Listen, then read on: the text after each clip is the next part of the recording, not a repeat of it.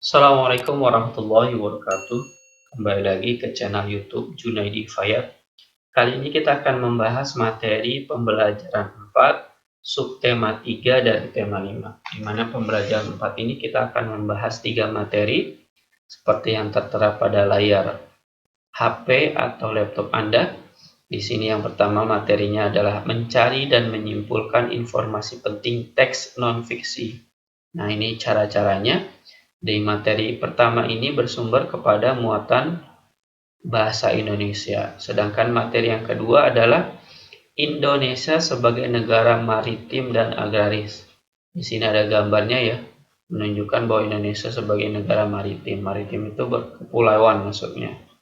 Dan ini adalah materi yang bersumberkan kepada ilmu pengetahuan sosial.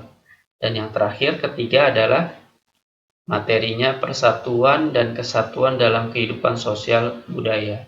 Nah, materi yang ketiga ini adalah materi yang bersumberkan kepada muatan PPKN. Jadi, sebelum kita membahas ketiga materi tersebut, siapkan diri kita, simak video pembelajaran ini dengan cermat, pahami dalam setiap pembelajaran ini. Yuk sama-sama kita bahas materinya.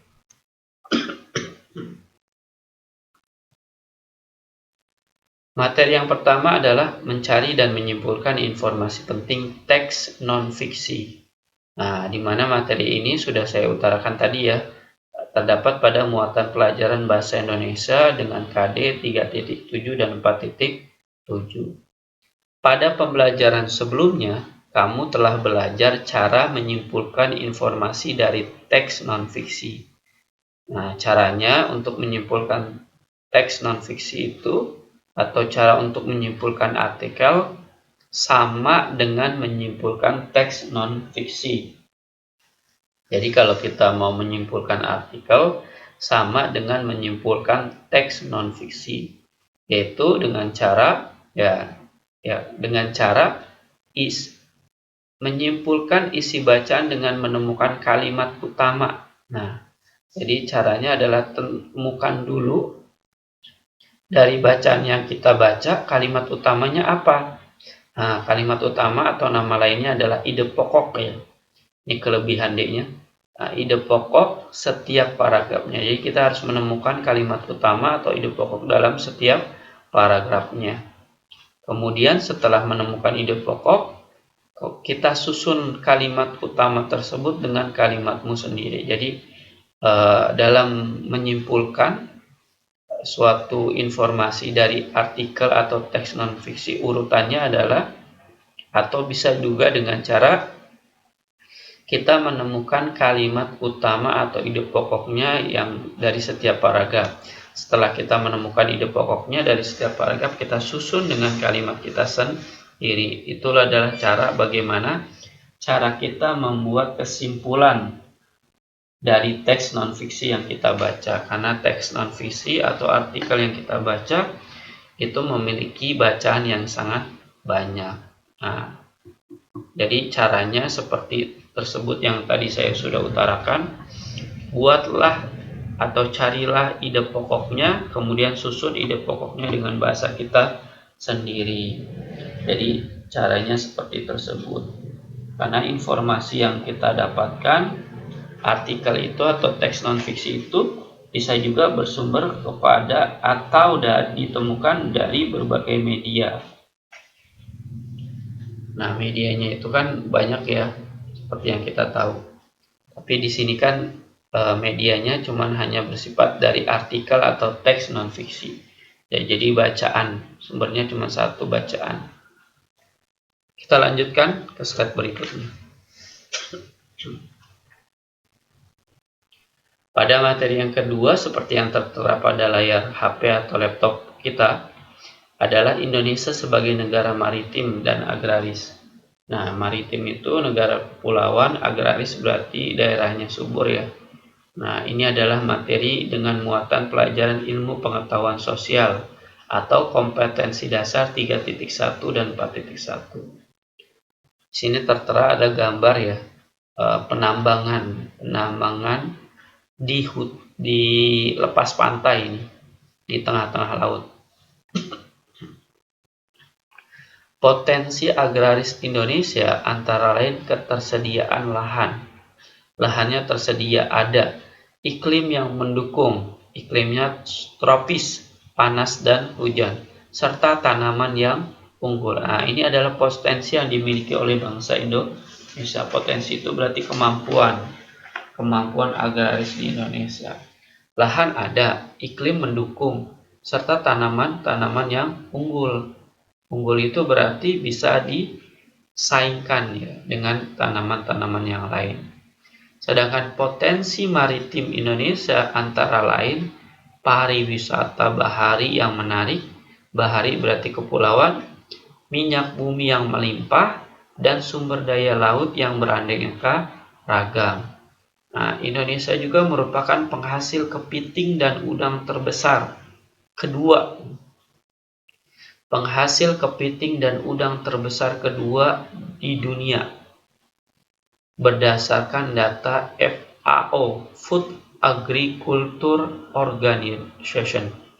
Jadi Indonesia selain melimpahnya minyak bumi, sumber daya laut pun beraneka ragam. Nah, salah satu atau salah duanya adalah penghasil kepiting dan udang terbesar kedua di dunia. Jadi luar biasa ya, selain dari potensi agraris yang kita miliki. Kalau potensi agraris berarti bersumberkan kepada yang di laut ya. Kemudian kita lanjutkan. Selain dikenal sebagai negara maritim, Indonesia juga dikenal sebagai penghasil pertanian dan perkebunan. Oleh karena itu, Indonesia, nah ini Indonesia ya, salah ketik saja, dikenal sebagai negara agraris. Kenapa? Karena Indonesia menghasilkan kelapa sawit, beras, jagung, cengkih, tembakau, teh, kopi, dan tebu yang merupakan hasil perkebunan dan pertanian Indonesia. Biji coklat, tembakau, dan rempah-rempah seperti lada hitam, lada putih, kayu manis, biji pala, dan vanili merupakan contoh hasil pertanian yang rutin diekspor. Jadi Indonesia selain mengekspor tadi ya, hasil perikanannya yang terbesar kedua, nah Indonesia juga mengekspor hasil agrarisnya, yaitu berupa lada hitam, lada putih, kayu manis, biji pala, dan vanili. Ini rutin diekspor, berarti setiap saat ketika sudah panen selalu diekspor oleh bangsa Indonesia. Inilah potensi-potensi yang ada di negara Indonesia, yaitu potensi berdasarkan agraris ya, yang berguna untuk memakmurkan dan menyejahterakan rakyat Indonesia dari negara sebagai negara maritim maupun sebagai negara agraris. Kedua tersebut untuk kemakmuran bangsa Indonesia, rakyatnya terutamanya.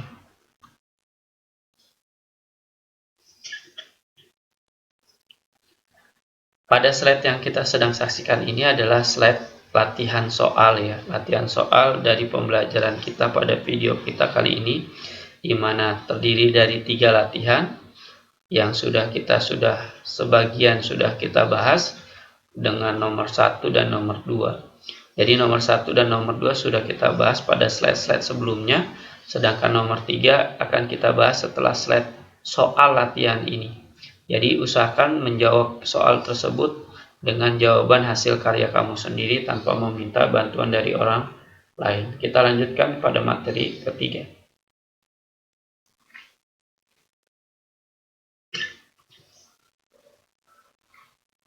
Pada materi yang ketiga adalah persatuan dan kesatuan dalam kehidupan sosial budaya. Ini adalah materi dengan muatan pelajaran PPKN dengan kompetensi dasar 3.4 dan 4.4, di mana materi ini menyangkut persatuan dan kesatuan kehidupan sosial budaya.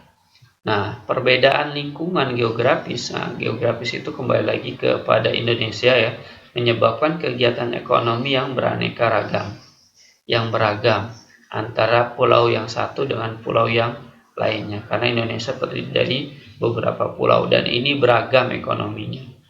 Keragaman kegiatan ekonomi ini bermanfaat karena masyarakat dapat saling bekerja sama untuk memenuhi kebutuhan mereka. Jadi antara pulau yang satu dengan pulau yang lain memiliki kegiatan ekonomi yang berbeda. Kegunaannya untuk memenuhi kebutuhan Indonesia juga sebenarnya. Nah, di sini ada contoh ya, ada contoh kegiatan ekonomi yang ada di pasar. Pemenuhan kebutuhan pangan memerlukan kerjasama pelaku ekonomi. Pelaku ekonomi berarti yang di dalamnya, baik penjual maupun pembeli. Kita lanjutkan ke slide berikutnya dulu.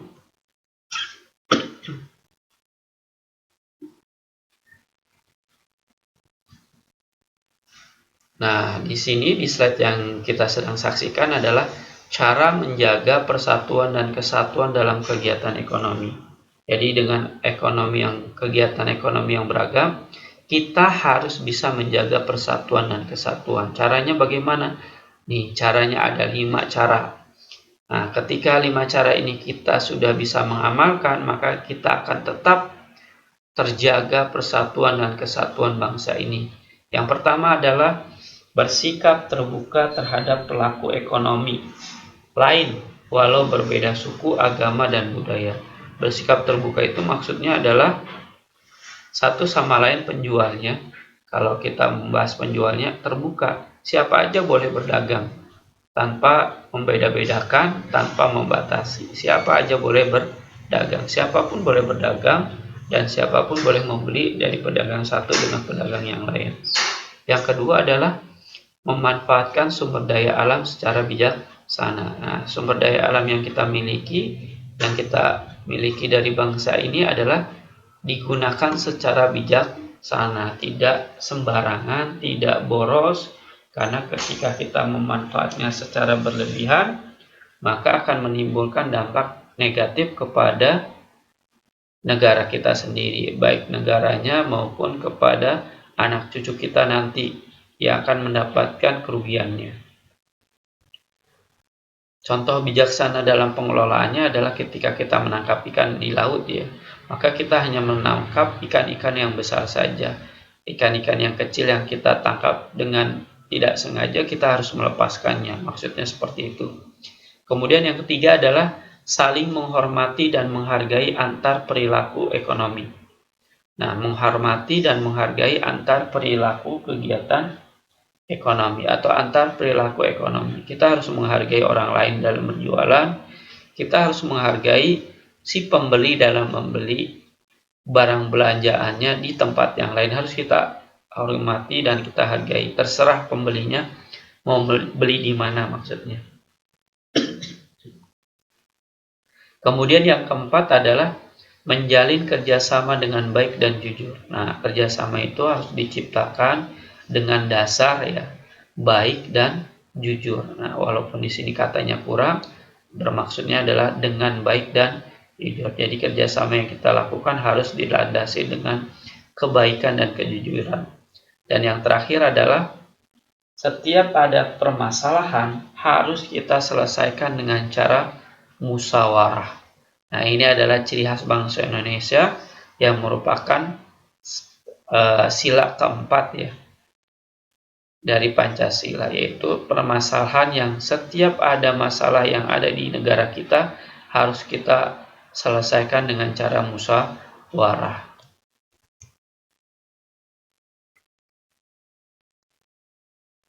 Adapun manfaat untuk menjaga persatuan dan kesatuan dalam kegiatan ekonomi ini ada 3 manfaatnya.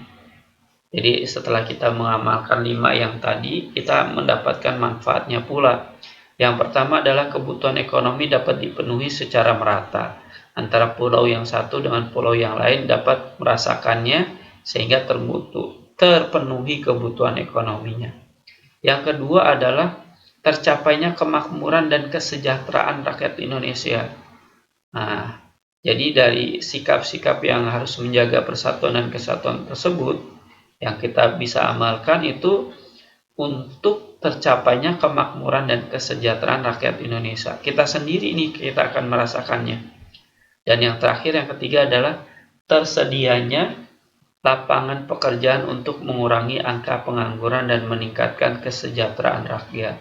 Jadi barang siapa yang bisa membuat kegiatan ekonominya sukses, berhasil, itu pada dasarnya prinsipnya membuat lapangan pekerjaan itu menjadi tersedia. Jadi bisa mengurangi angka pengangguran dan kembali lagi untuk meningkatkan kesejahteraan rakyat Indonesia. Kita juga yang akan merasakannya. Demikianlah pembelajaran kita pada pembelajaran 4 subtema 3 dari tema 5 yang dapat saya berikan. Semoga pembelajaran ini dapat menambah wawasan dan ilmu pengetahuan kamu. Terima kasih telah menonton video ini. Tetap sehat, tetap semangat. Wassalamualaikum warahmatullahi wabarakatuh.